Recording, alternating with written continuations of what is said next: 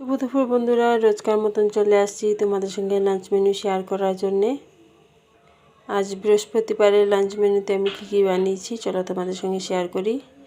প্রথমে আছে বাটি চাপা দিয়ে 1 বাটি ভাত, সঙ্গে আছে লেবু, লঙ্কা, শসা, পাঁপড় ভাজা।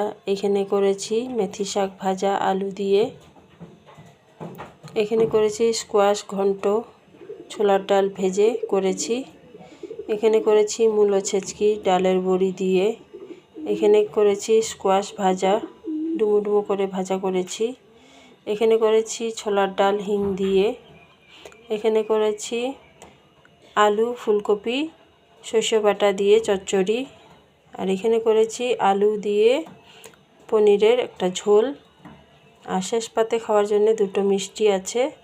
তো এই হচ্ছে আমার বৃহস্পতিবারের লাঞ্চ মেনু থালি। কেমন হয়েছে কমেন্টসে জানিও, ভালো লাগলে লাইক কমেন্ট করবে।